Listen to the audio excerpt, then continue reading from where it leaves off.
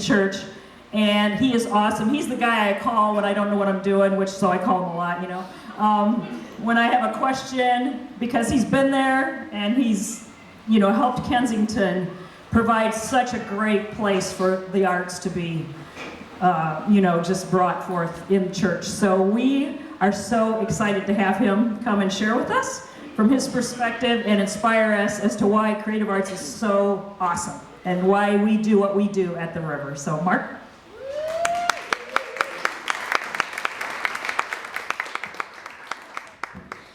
Thanks, Jeanette. Appreciate it.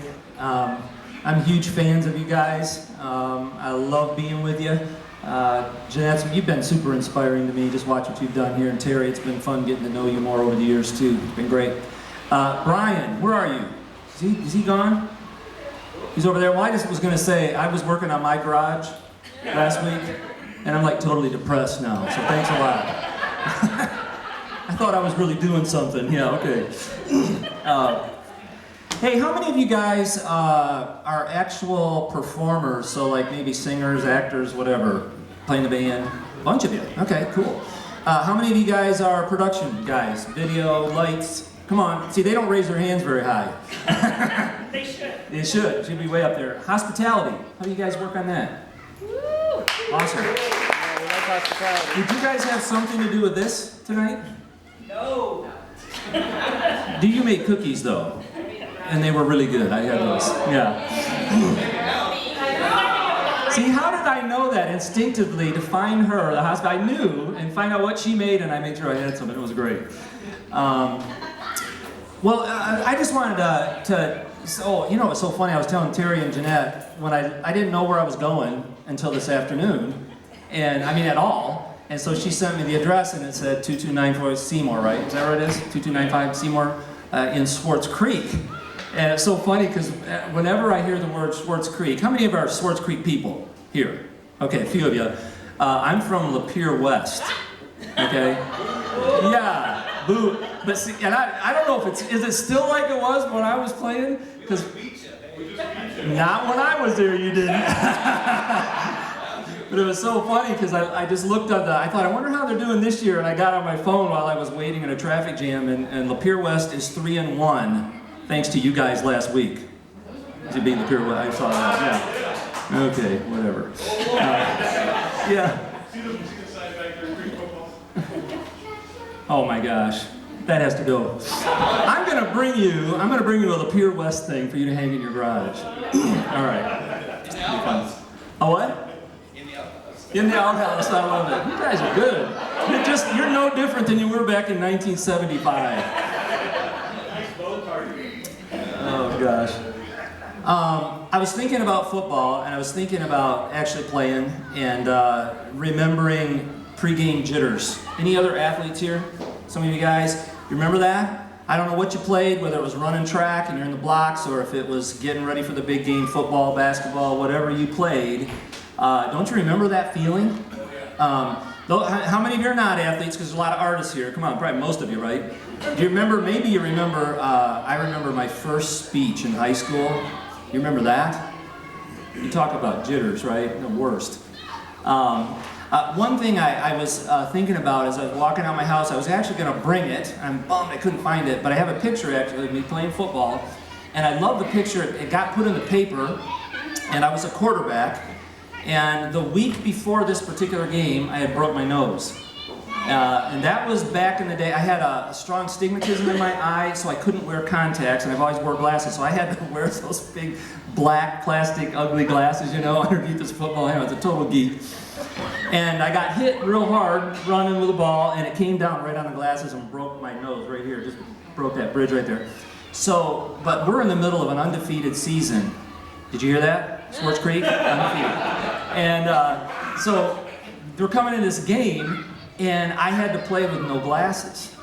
I was still swollen, my eyes were still kind of swollen a little bit, but I really wanted to play. And so I remember sitting in the gymnasium, because we had this long walk that came from the gym down to the field on Friday nights, and the band was playing. I'm sitting up there, and I'm like, oh my gosh, this is not cool, because I was really blind. I mean, really, I could not see at all. And I'm playing quarterback. And I was a new believer in God. I didn't know him well and didn't know anybody else who was. So I was really inexperienced in my faith. And I remember just being so vulnerable because this was a big deal. It was my junior year. And we really did have a chance at going the whole way that year. And so I remember praying to God, very sincerely saying, God, I'm kind of freaked out here. I can't do this. This is a big game. I can't even see. My eyes still half swollen shut. I'm going to try to play this game. And I remember as I was doing that walk, we used to walk 2 guys at a thing, being real tough down this field. And I remember feeling for the first time a peace from God that was real. This peace overcame me, and I went into this game like I wasn't freaked out, but I still couldn't see. But what was so cool about this picture, I wish I could have found it. We're redoing our bookshelves in our office space, and it's in one of like 50 boxes. I knew I could never find it. But it's a picture of me, and I'm rolling out to the right. I remember the pass. It was a slot right 36 short rollout pass. And I was going out, and I was throwing like this, and the camera clicks right here. And I threw this ball, and I remember seeing nothing. I'm telling you the truth. I just saw blurs of colors out there. But I knew what the play was, and I'm thinking, I think he's supposed to be there. And I threw this ball, and the caption underneath that says, Mark Nelson completes touchdown pass to win game, blah, blah, blah, blah, blah. And you can see in that, what is so great about the picture, I keep it on my desk because you can see in my face mask, no glasses. It's the only game I played blind. And so that was just one of those really cool moments when God came to me, when I felt pregame jitters at a really high level. I want to ask you guys something. Do you feel jitters at all on Sundays? Jeanette, I know you do. Does anybody? But and if you do, I think that's probably pretty common, but I just want to say that really if you've lost that, like some of you guys have been doing this for a while. Jeanette, she's been doing it for a long time. Some of you have been singing for a long time or playing for a long time. And I would say if you've lost the jitters, I hope you get them back this season coming up. I really do. Because what's at stake for the game you're going into is a whole lot more, and I know, it's really kind of sounds cheesy, but it's a whole lot more than an undefeated season or throwing a touchdown pass. I don't know, that seemed like an awful lot at stake as a 17-year-old. But I'm just saying, what we're dealing with is huge. I've told my gang, I used to sing when I was younger, but I had this problem because I couldn't remember lyrics. And I hated my wife because my wife sings and she never even has to practice, and she just yucks it up in the green room the whole time, walks out, and had never missed, thank you sir, never missed a lyric in like 20 years. Seriously, she has no pressure on her. She just has a photographic memory. Not me. So every time I would sing, I would be in the back wings kind of nervous. But a lot of times when it was that closing song, when something really significant happens, like Terry is preaching something that's really profound, and you can see that there are people in the room that this is hitting personally. This is a big deal for their life. Like the stakes are really high. And you've been there, right? Some of you that are performing, and I'm up next. And it's not about because I'm afraid of being in front of people, because I'm not. And I bet for you, the jitters aren't coming because you're nervous to be in front of people. That's not it. I remember in almost every time I would sing or every time I was going to speak, coming up and having the same feeling I had when I played football in high school. But it was for a different reason. It's because there's something like earth-shattering happening right now. Like people's lives are in a place where everything for them and their children, their grandchildren, their neighbors will be different forever because of this moment. Oh God, please don't let me screw this up. I mean, I've really felt that a lot. Don't even, are you in that picture? Let's talk afterwards. What year did you guys play? 74. No way. That is so funny. Did you graduate 74? No, I took 6 more years. Yes. That is great. I love it. We do definitely have to talk. That is so fun. So anyway, on this whole thing of what's at stake, it's huge. I mean, I really think it's a really, really big deal. And I think for us to understand what's going on, I want you to think about. Well, let me put it this way: when we walk out on our stage now, we come out of we have a little hallway in the back, and we go on backstage. It's real dark, but there's a pole there that you walk by, and we have a sign that our service director at the Troy campus put up, and it says, "Today is somebody's first day." So every time before we walk out, there's this sign. I was talking with Callie, and she reminded me of that. In fact, I said, "Hey, if I'm going to be, talking to guys at the river, what would you say?" And she goes, "You know what? I just love that sign. Today is everybody's first day." I'd like for you guys to think for a minute, just look in your own life, think back to the time and where you were in life before Jesus became real to you. And so there may be some of you in the room, you're like, "I'm not sure if he is." So think about where that is. Some of you have been with him for a long time. Can you remember? Can you remember what your dreams were? Like your biggest dreams? What were they? Are they different than what your dreams are now? How many of you are in a completely different place than what you could have ever imagined before Jesus? Raise your hand up. I love that question because I am not even remotely close to where I thought I would be, right? And where you were, and we're not gonna have time, but it'd be fun, wouldn't it, just to go around the room? You should do that sometime in a green room. We do that every once in a while at Kensington. So where were you? Because that's who's coming. They're there, and it's their first time. It's their first time to hear who God really is, because they have some kind of a version of what they think he is. And their life, to some degree, is not connected with it. It's their first time. I have a few very favorite first-time stories. One time we were doing an Easter service, and I think we were doing the song. No, it wouldn't have been that. No, I was thinking it was "Mary, Did You Know," but it's not that, because that was a Christmas one. But we were doing a song, and we've only done this one time. Should I drink this water? Only done this one time in like 23 years, where we actually took a live person and lifted them up onto the cross and hung them there, and we did this kind of pageant thing. But we were really concerned because we thought, "Oh boy, this could be really cheesy," but it actually wasn't. It turned out really powerful. And we had invited a young lady to come and dance who was real good friends of our dance director at the time. Her name was Samantha. And the great thing about Samantha was, she's a wonderful person, really didn't know God at all. But she was kind enough to come in and do this with us. So the first service happens, and she's singing this song at the foot of the cross, really playing the character of Mary at the foot of the cross. And I was standing in the wings, just watching, just observing. And she came off, and she was trembling. She was like, really, I thought, "Oh my God, she's having a heart attack. What has happened, And she kind of fell into my arms, and I held her, and I said, "Are you okay?" And anyway, I sat down with her, and come to find out, what had happened is she had gotten so overwhelmed at what she was doing at the foot of this cross, and she didn't have any idea what was happening to her, but I really believe it was God moving in her deeply, and she didn't even know it. Bless her heart, she had 8 more to do. So an hour and a half later, she's like backstage like this.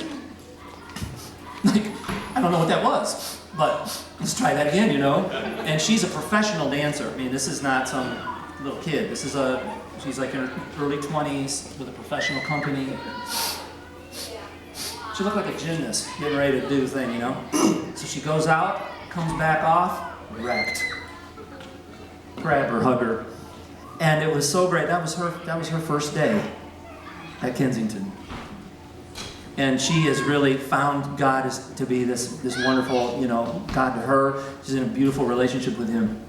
Another one I love was actually another Easter service. We invited a guy to play drums. And I had seen him play and open for somebody, for Jill Jack down in Detroit. Anybody know who Jill Jack is? Kind of a Detroit singer-songwriter. And so this guy's playing drums, and I was sitting there and I'm like, oh my gosh, I couldn't even watch Jill. It's like, this is the best drummer I've ever seen in my life. And I went up and talked to him and everything, and I remember coming back to our staff and I said, this dude, and I'm proud. So anyway, we asked him to come and play. Why not? It's the best drum I ever heard. Far from God. Comes in, sits in, plays the service. In the middle of the message, he's playing, he has tears running down his face, has no idea what's going on. Same thing happens. That was Danny Cox, who's our music director now for many years, and that was his first day. Then I just have one more, it's just kind of fun, I'll just read this quickly. This is an email I got a few years ago. This is a story regarding my atheist son. So it's a guy, right, who just really doesn't feel like God could possibly be real. He's living life without him. It makes sense to him.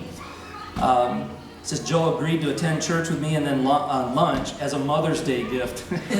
He's doing it for his mama, 2009. Sat through the service looking very aloof, the look of a total atheist that is not buying into any of this Christian propaganda. The next day, got a call from him telling me that he had been listening to what had been said and could he attend church with us the next Sunday. I almost had a stroke, she says. Needless to say, he started meeting us there every Sunday. In August, he calls and asks me to read the Kensington website regarding baptism as he signed up to be baptized. When I read the words my son had read on that website, I broke down and cried and almost had another stroke. It's not over yet. One more almost had a stroke to go. She says, Joe calls again and said he took out a school loan and is going for a BA in Christian Studies. He wants to devote his entire life to the Lord in every way he can. And then, they say, thanks to everyone at Kensington for all you do. Thank you for reaching my son. That was his first time. So, I just know for you guys, it's grueling. And how many of you are like rookies, kind of just around been here a year or less? Any of you? Yeah, it's not as good as you think. It's hard. It is. It's wonderful, but it's hard, right, Jeanette? Jeanette calls me every once in a while about how wonderful it is, but usually when it's really hard, right? It's just hard. And for you guys that are doing the tech stuff, it's just doggone grunt work, right? Winding cords and trying to figure out why this stupid stuff won't work, and nobody, and the only thing anybody ever says to you is, hey, how come this thing's not on, What the heck's the problem? Hey, good morning to you too. Been here since 4. Those of you that are singers, it is really hard to put yourself, be vulnerable, to step in front of 500 people or 1,000 people or whatever it is, 25 people for that matter, and sing your guts out, and then have everybody get back in their car and rate your performance. Because we're in American Idol land, right? It's hard. It's hard to do. It's hard as a team player. Some of you writers? Anybody writers here? Or producers of material? Here's one. Okay, another. Do videos. It's really hard to write things in team and have your draft shredded and edited and twisted, and it comes out something like you don't want your name on it for the betterment of the kingdom. It's hard to be cast in things that are embarrassing. It's hard to play music you don't like. It's just hard sometimes. It's hard to leave families with young kids that haven't had enough sleep, and your husband's a little bit, and you have to, and you're leaving, and it's hard to balance family and do this. There's a cost involved, right? I think I'm speaking the truth. Can you guys relate to any of this? But it's worth it, I think, because it's somebody's first day.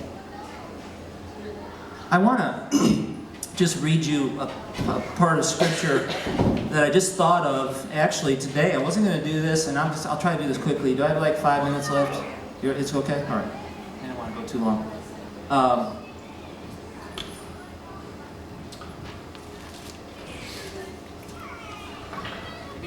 Before I read this, I was just thinking, I want to encourage you, if I can, because I love you guys. I think what you're doing is amazing. And I gave you 3 stories. I have 3,000 of those. And you guys have got a ton of them, because I've heard Terry tell me and Jeanette lots of times, you got a lot of stories. This kind of stuff's happening. And it's going to happen every single week. And it's not always just first-time persons, but it's persons that are broken and need to hear Jesus fresh for a first time. But anyway, I think there's 3 things that I just want to encourage you that you have at your fingertips with God. And I want to encourage you when you don't feel this to say, I can have this. The first one is courage. He really, if we're following God, He has given us the ability to have courage. You know, I love Joshua, where he says, be strong and what? Courageous. I don't know how many times, Terry, how many times he say that in that chapter? Like 50? I don't know. And he just keeps saying it over again. I tell you again, he says, be strong and courageous, for the Lord your God is with you. You know, he says it over and over again. And I want to say that to you, because it is not for the faint of heart, this thing we're in. Because it's really important, so Satan's coming full head on to do everything he can to stop us. So it's a big deal. So be courageous. God has given us His promise. He's going to be with us. He's created you with your incredible gifts that you have that nobody else has. He's invited you. He's called you, whatever word you want to use. So He's initiated you being in this team, this family, to do your thing like nobody else can do. He has His hand of blessing on you. He created you. He's going to give you the strength. And by the way, then He's going to show up on that day when it's that guy's first day, and He says, don't worry about it. I got it. You just do your thing. I know it's not that great. You just do it. I made it. And I'm going to seal the deal. I'm going to make the deal. So be courageous. Another thing I just think that's really important is to have faith. Believe. It's very closely related. I think that courage thing and faith thing, I don't even know how you split them. But faith is a big deal. Believe. I want to say, just real quickly, a couple of you raise your hands that you're writers. When you have to face the blank page, and you pray, God, Terry, when you have to face that blank page, getting ready to do a message, we can either get all kind of stressed out, or we can say, God, give me your thoughts. I don't want any of mine. I just want yours. I'm your servant. Just use me. I don't want to have to perform for you. I don't want to have to be good enough for you. Just give me what you got, and then I want to do whatever you want. That's where, like, when I said it's hard to play that song you hate, it doesn't matter. If you have faith that God is going to use that song, then I can be embarrassed for Him. I really can. I can be made a fool. That's what Paul did. That's what Jesus did. He was a fool to this world. And He said, I'll do that, right? So have faith. Believe. Believe if God is asking, and I just want to warn us all here, too, that drivenness thing, or doing it because you think you should, don't do that. That's not good. Because there's going to be a time when the call you should be making to Jeanette is, Jeanette, I'm just really tired, I need to take a break. So if you're in that place, doesn't matter if Jeanette, doesn't matter if they're really tired and you don't have anybody else, right? God will provide. He will. He will for you. So us as leaders that are leading teams, never coerce a person, never twist a person's arm to do it. Do it open-handedly. Let Jesus lead them. He's perfect in that. Have faith in Him. Believe He will provide. And then the last one I was thinking that's really big. So we've got the courage thing and the faith thing. The other thing is humility. It's so tricky, and especially for those of us that are performing, because it's hard to be humble when you're going to be in front of a bunch of people and they're rating you. I'm just saying humble. You can pretend like you're humble, because that is actually more attractive. You know what I'm saying, right? It's true. Because if you get on stage and you're so humble, that's very attractive. I'm talking inside, though. When God is asking us to do something, would we be willing to do anything? Now, I'm so glad I got a chance to meet Sandy, right? And Rick, with your family, just talking what God has asked you to do, and how you've been obedient to that. You just said, I just want to follow you. It's beautiful. And if I sat with any, I know I would find that around the room. But there's a humility that's necessary, because if there's an ounce of us trying to do our thing, God's really clear about that. He says, you can do that. That's kind of like Swartz Creek trying to be good in football. No, I'm just kidding. You can do that, but it's going to amount to what? What? Nothing. So you can work really hard, you can be really creative, you can be really clever, you can be really humble on stage, and it amounts to nothing if it hasn't been Jesus ordained. So this script you're writing, Dee, I know you write stuff, right? If that isn't coming from the heart of Jesus, then it really doesn't have anything. If what I'm saying to you tonight is not coming from what I feel like God is teaching me right now, then this whole time doesn't mean anything. And when we sing songs, if we're just singing it because we really need people to like me, it doesn't mean anything. So, courage, faith, and humility. And this is the scripture that is kind of unusual. I was kind of pointed to this years ago. I read a book by Madeline L'Engle. I think it was Walking on Water. She's a kind of an artsy-fartsy writer. And but she had a really cool insight. I didn't read the whole book. I read this and I'm like, okay, that's what I want. That was huge for me. But listen to this. She says that in a lot of ways, those of us as artists, and I'm going to say everybody, producers, anyone who's a follower of Jesus, who has positioned themselves to be humble and ready to hear. That's how ready to hear what he says and do what he says, okay? We are a lot like Mary. And those of us who do art, she is suggesting that it's very similar to the birth of Jesus. And I was like, that's wacky. But after I started thinking about it, it was like, she said the incarnation where Jesus said, I want to be a co-creator with you, Mary, and I'm going to bring my son to this world through you. So he was bringing this beautiful creation, this gift to the world, the ultimate gift, through a human being. And as artists, we have the same thing where God is going to come to us and he's going to say, I want you to step in and I want you to volunteer to mix sound at a church. Really? Because I don't like church. But if that was God asking you to do it and you could be humble, then you would give birth to something with your gifts and your unique contribution as a sound engineer that could be used to change lives to where you have my first time hear stories happening. Let me read this scripture. This is what happened to Mary. I think it's really cool. It says, do not be afraid. Remember our first word? What was it? You got to have what? Courage. Do not be afraid, Mary. Remember the angel came and she's freaked out. For you have found favor with God. And then, I just want you to hear it. And then he starts to say what he's going to do. He says, you will be with child and give birth to a son. But he first says, don't be afraid. You found favor with God. Now I want to put yourself there. Don't be afraid, Sandy. You have found favor with God. And then he tells you what you're going to do. Isn't that how it happened? A little bit later, Mary says, how will this be? I know, but the scripture's a little bit wimpy there, I think. She's probably, what? There's no way! There's no way this can happen. I'm a virgin. This can't. How could this be? How many of you have ever been asked to do something by God and you're like, how? The heck? How could this possibly happen? Raise your hand if that's been you. Seriously. How? That's the faith part.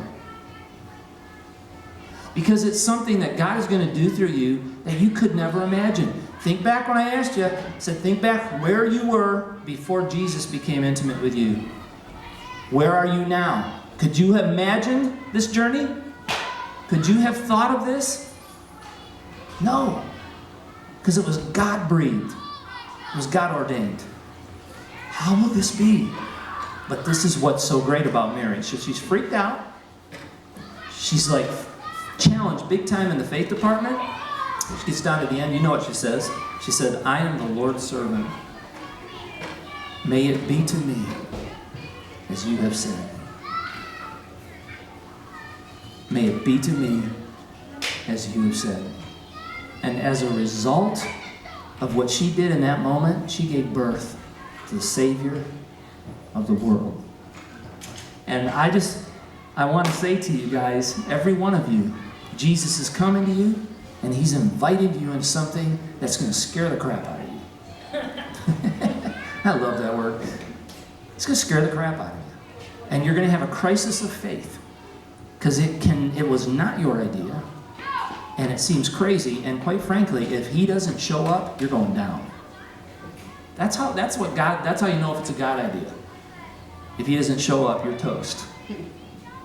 And then it's up to us.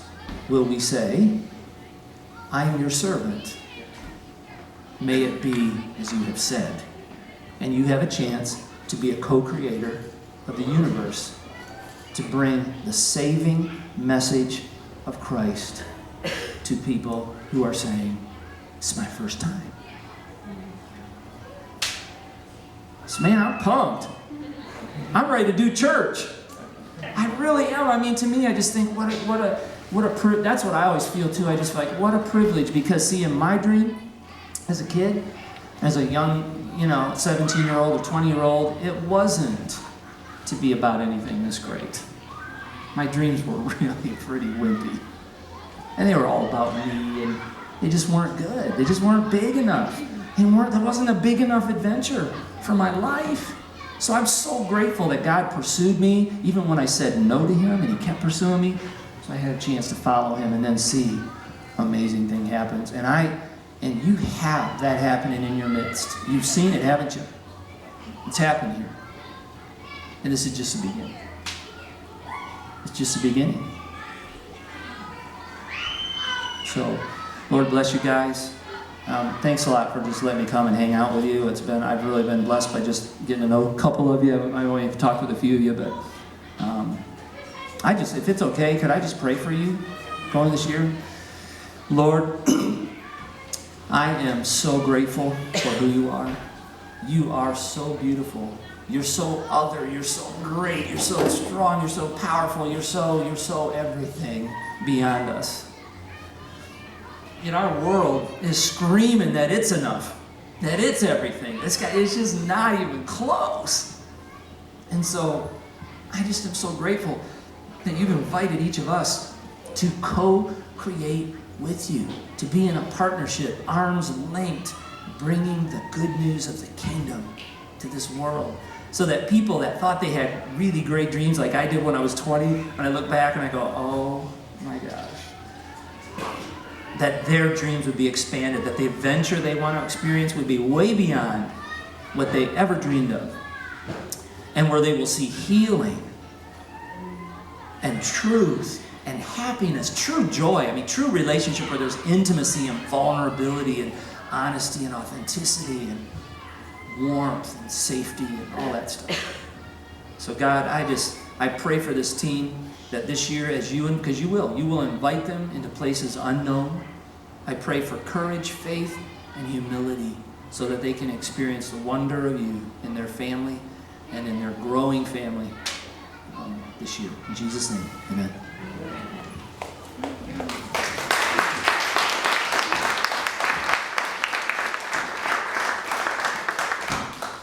Thanks, Mark, for that great word, and it's just awesome to get some encouragement from someone who's been there and walked down the road a bit and can look back and kind of... Did you say that? But and so thank you for your word, and especially, just think of that, courage, faith, humility. Those are key aspects, and we want to just dig into that this year and practice that this year with each other and see God do some great things. Our church is on the cusp of some amazing times that I don't even think we understand yet. But this building project is somewhat at the heart of it, but it goes so much deeper than that. It's not just about the building that we're going to be moving into. It's the opportunity to impact our community in a way that we've never seen before. And I think the next year and a half is going to knock our socks off. And I hope we're ready for it. We need to be ready for God to do amazing, amazing things. And not because we're so great, but because He's going to work. He's totally going to work through us and do that work. So thanks, Mark, for a little prep on that. Appreciate that. All right, I want to give us the shape of the rest of the evening. We're almost done, but we have a few more things to do. and we're going to start breaking into various kinds of groups. So before we do that, I just want to introduce a few people, just in case you don't know who people are. Right, so Jeanette Prisk is the Creative Arts Director, and she is responsible for all y'all, basically. And she holds the whole thing together. And maybe you better stand up just in case there are people that haven't seen you, because you're a little short. No, stand up, really. Dee Crownover is our Special Elements Director. I won't make her stand up because she's almost ready to welcome another person into the world. And she serves on our creative arts team as well. Deanna Baker is our graphics and design coordinator. She handles the screens on Sunday in that team. Back there is Brienne Reeder. She's our tech coordinator. She keeps everything together, tech-wise. Diane Harper is the leader of the hospitality ministry. She keeps us fed. Amanda, you're here. You're the backstage timer coordinator. That's your title there, so she keeps that team going. Kim Lang is in the back there. She's our vocal coach, and she keeps all us vocalists from getting the complex and leaving in tears or something of that nature. And I'm Jim. I'm the music director. And have I missed anyone? Terry is here. He's our lead pastor, in case you didn't know who he was, the bald guy in the back.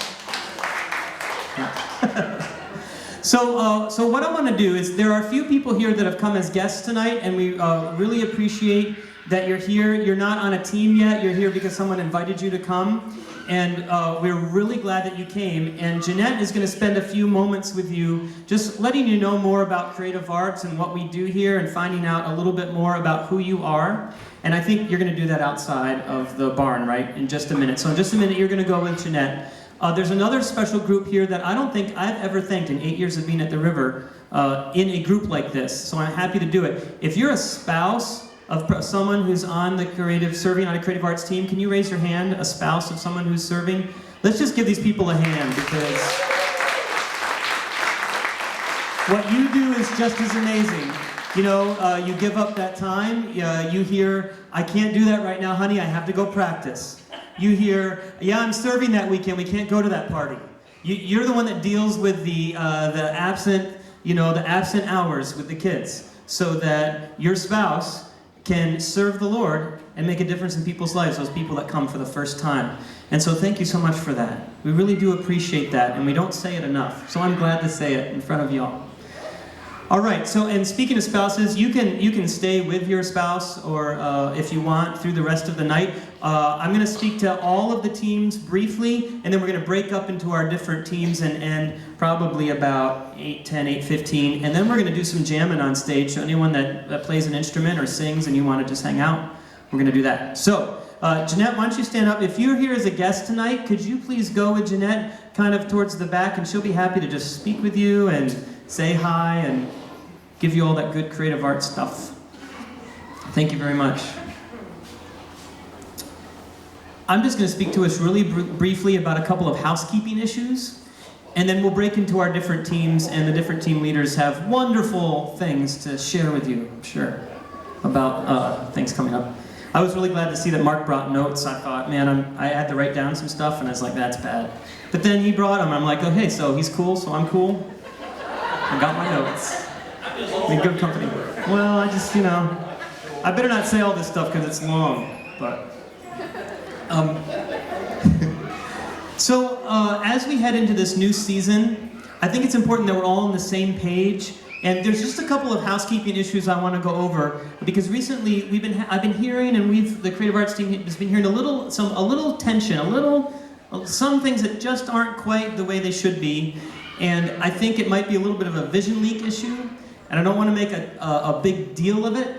On the other hand, I want to make sure we're all on the same page about everything. And I think we can just, discuss it here quickly and move on from it. So just bear with me as I kind of go through this.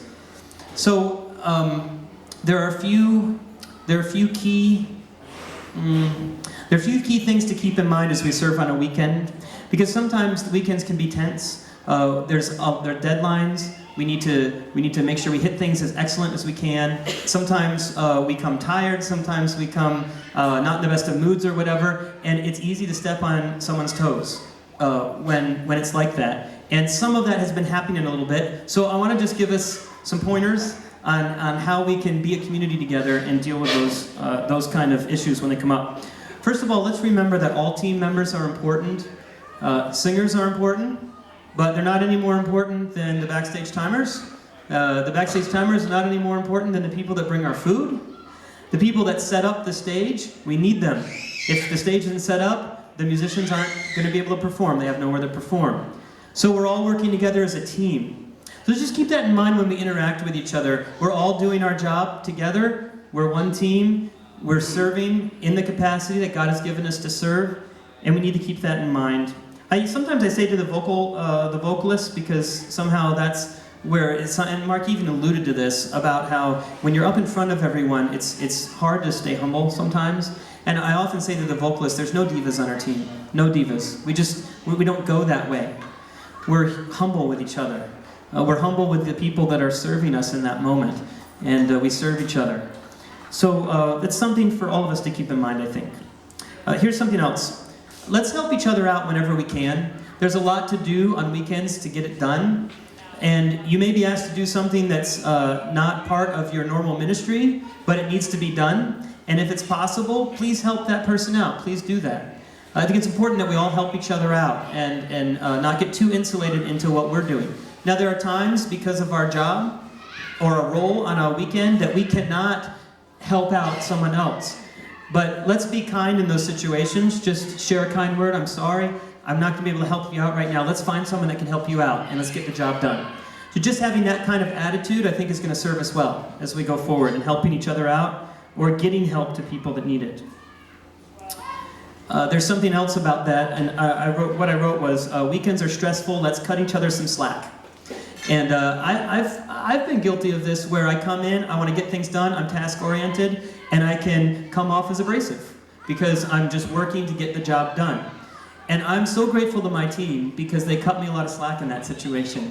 They know that we have to get a job done. They know that I may not be as graceful in that moment as I should be. And they may come and say, hey, you sound a little harsh or whatever, and I appreciate that gut check for me. But I also appreciate the grace that they show me. So let's show grace to one another. Someone may be having a really awful day, and so someone may be having a great day, and the stress gets to you, and something happens, and we're not as kind as we want to be. But let's show grace. And show grace to one another, and that kind of smooths things over quite a bit. Two more things. One is, let's remember our lines of communication. We have efficient means of communication on weekends to help us identify and solve problems quickly. And just as a reminder so that we know what they are.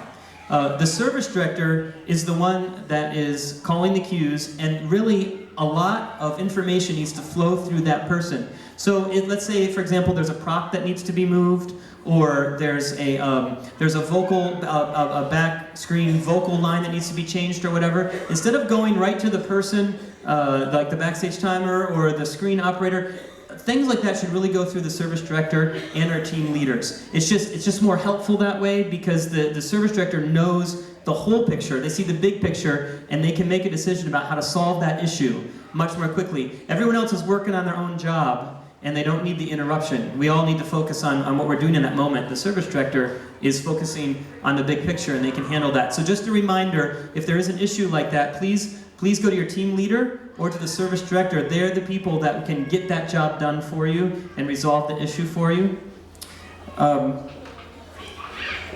That's all I want to say about that. Just the lines of communication. And we do that as a band. Band and vocalists know when we're communicating with Adam, for example. If we had all 10 members of the band and vocal team shouting at Adam about what they need in their monitors or their aviums, it would be utter chaos. He would not know what to do first or second or last.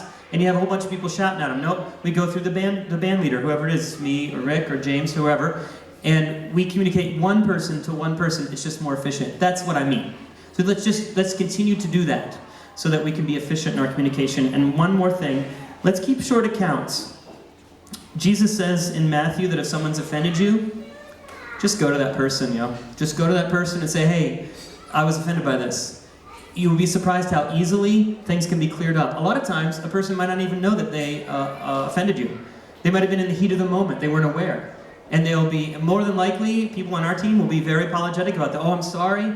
I won't let that happen again. I can see how that'd be offensive to you, whatever. Keep short accounts with each other. If we let things go, we don't talk to people and find out where they're at, then our minds make up stories about how awful those other people are and how much they hate us, and none of it's true. It's just our mind going crazy. So keep short accounts. We owe it to each other as friends, as co-team members, to go to someone if someone has offended you and just work it out. So nod your head if you're tracking with me. We okay? All right, good. I'm so excited about this next ministry year. Let's remember everything that Mark said, that I said. I've got a videotape of this. I'm going to send it to everybody so you can review it. We want to start out the team right. We want to start out the season right and make sure we make a huge impact for the kingdom of God, being available, being courageous, and stepping out there and doing it.